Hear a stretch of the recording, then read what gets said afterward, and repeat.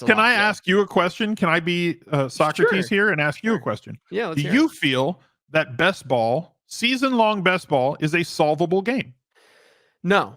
Neither do I. Not So we total, agree. not totally. But I don't think DFS is DFS is a little bit more solvable because of the smaller time frame that you're dealing with, in my opinion. Exactly. Right. You have this one day, one game kind of situation.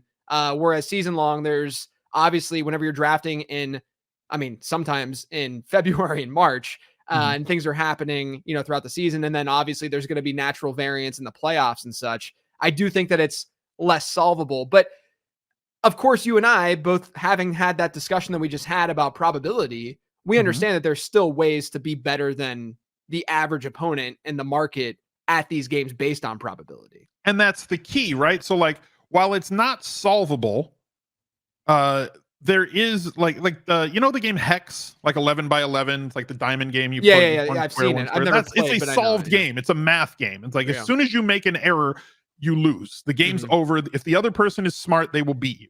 Right? Tic-tac-toe, solvable game. It's done. If you make one you're an idiot and you lose at tic-tac-toe, you've lost. Yeah. You make one bad move and you've lost.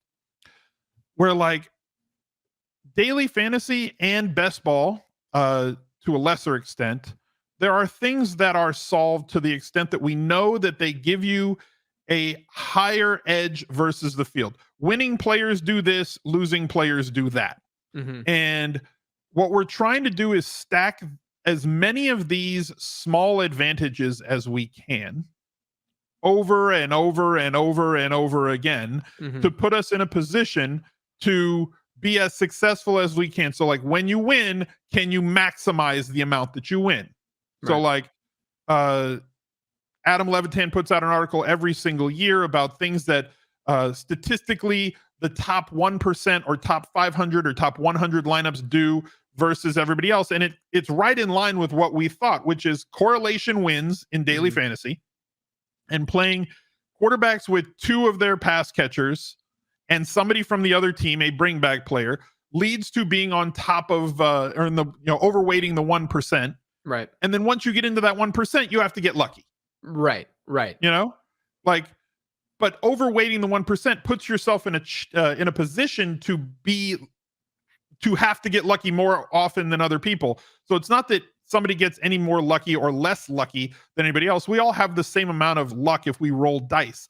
But if you tell me I'm going to have 10% of my lineups in the top 1%, that's drastic. Sure. So like if you're able to do that, right? And you're able to do that more times during a season, then yeah, you might get that 45-yard touchdown at the end of the game that pushes you from 250th place up into first.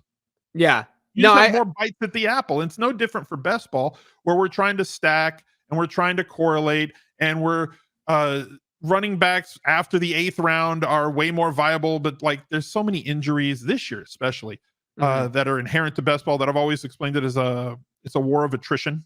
And the healthiest team typically wins. But now these tournaments in best ball where you've got to go 14 weeks and be in the top 2 is hard enough. And then it becomes daily fantasy where you don't get to choose who the players are that you're playing that week. And you just kind of hope things go your way. Yeah, but I see it no differently than what a season-long league is like. I mean, so many people will talk about the luck factor in season-long, which, of course, like I hate whenever people start like assigning percentages to it as if like they have any idea what the actual percentage of luck and skill would actually be.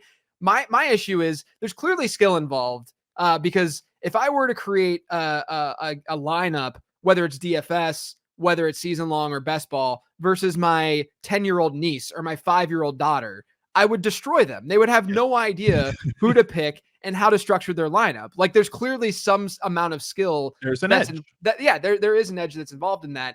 I do think though the point that you're making, which is very, very key, is you want to get a seat at the table, right? You want to get to a point where you at least are there and then have that opportunity. And yeah, there's going to be some variance that comes along and says, yeah, you're going to get lucky. You're going to get unlucky. This guy's going to get hurt this week. Oh, all of a sudden this best ball team that destroyed all year has a really bad week 16 and you're done. Like that can and will happen. Yeah. But the more frequently that you're at least having those darts and getting those seats at the table, the better off you're going to be overall, right? Yeah, that's really like I said, if you stack as many advantages as you possibly can. Hmm. And so like depending on what you identify as the advantages or disadvantages in a draft, if you can stack those and it works out the way that you want it to work out. So like the advantages that I thought were out there this year was elite quarterback, not mid round, all apologies, not late round quarterback, Yeah. but drafting one of the elite quarterbacks because I didn't love any of the second or third round picks. If I was drafting a second round wide receiver, it was somebody like Jalen Waddle because I had already drafted Tyreek Hill. It was like it was Higgins. If I drafted Chase at 2 or 3 overall, I would get Higgins and then hope to get Burrow later because I wanted to double stack or whatever. That was just my lineup was basically predetermined by who I was taking in the first round.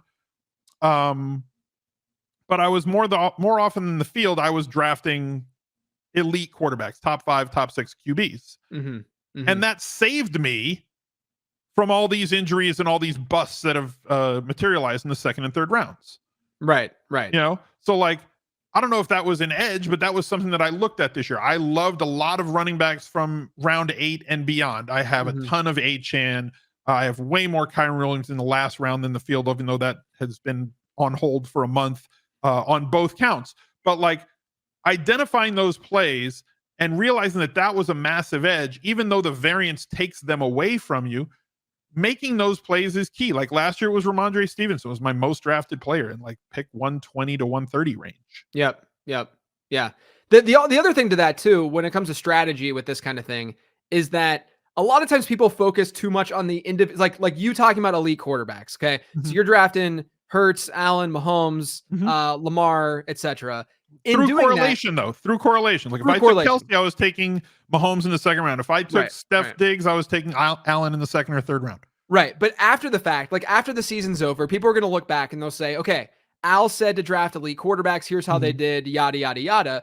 What really goes often sort of like misdiagnosed and doesn't really get analyzed enough, in my opinion, is the opportunity cost involved in doing that and why not only might that look good, but also, like you said, a lot of these second, third rounders don't look very good this season. They really haven't panned out at that high of a rate.